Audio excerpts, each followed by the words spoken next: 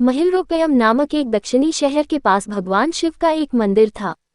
वहां एक पवित्र ऋषि रहते थे और मंदिर की देखभाल करते थे।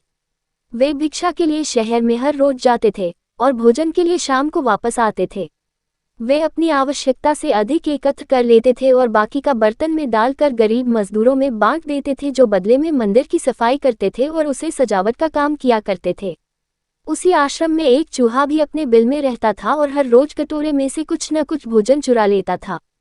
जब साधु को एहसास हुआ कि एक चूहा भोजन चोरी करता है तो उन्होंने इसे रोकने के लिए सभी तरह की कोशिशें की।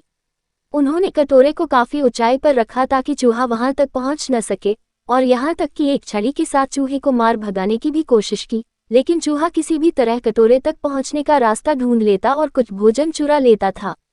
एक दिन एक भिक्षुक मंदिर की यात्रा करने के लिए आए थे, लेकिन साधु का ध्यान तो चूहे को डंडे से मारने में था और वे भिक्षुक से मिल भी नहीं पाए। इसे अपना अपमान समझ भिक्षुक क्रोधित होकर बोले, आपके आश्रम में फिर कभी नहीं आऊंगा, क्योंकि लगता है मुझसे बात करने के अलावा आपको अन्य काम ज्यादा महत्वपूर्ण लग रहा है। साधु विनम्रतापूर्वक चूहे से जुड़ी अपनी परेशानियों के बारे में भिक्षुक को बताते हैं कि कैसे चूहा उनके पास से भोजन किसी न किसी तरह से चुरा ही लेता है। ये चूहा किसी भी बिल्ली या बंदर को हरा सकता है अगर बात मेरे कटोरे तक पहुंचने की हो तो। मैंने हर कोशिशें की है, लेकिन वो हर बार किसी न किसी तरीके से भोजन चुरा ही लेता है। भिक्षुक ने साधु की परेशानियों को समझा और सलाह दी, चूहे में इतनी शक्ति, आत्मविश्वास और चंचलता के पीछे अवश्य ही कुछ न कुछ कारण होगा। मुझे यकीन है कि इसने बहुत सारा भोजन जमा कर रखा होगा और यही कारण है कि चूहा अपने आप को बड़ा महसूस करता है और इसी से उसे ऊंचा कूदने की शक्ति मिलती है। चूहा जानता है कि उसके पास कुछ खोने के लिए नहीं है, इसलिए वो डरता नहीं है।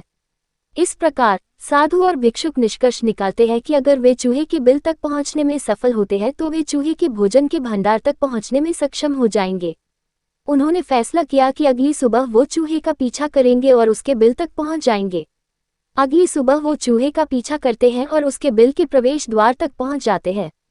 जब वो खुदाई शुरू करते हैं तो देखते हैं कि चूहे ने अनाज का एक विशाल भंडार बना रखा है। फौरन ही साधु ने सारा चुराया गया भोजन एकत्र करके मंदिर में ले जाते हैं।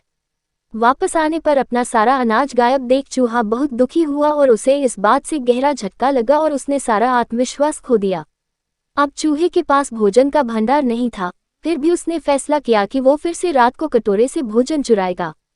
लेकिन जब उसने कटोरे तक पहुंचने की कोशिश की तब वह धड़ाम से नीचे गिर गया और उसे यह एहसास हुआ कि अब न तो उसके पर शक्ति है और न ही आत्मविश्वास।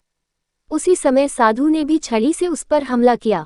किसी तरह चूहे ने अपनी जान बचाई और भागने में कामयाब रहा और फिर वापस मंदिर कभी नहीं आया। यदि हमारे पास भी संसाधनों की कमी न हो तो हम में भी अद्भुत शक्तियां और आत्मविश्वास की कमी कभी नहीं आ सकती।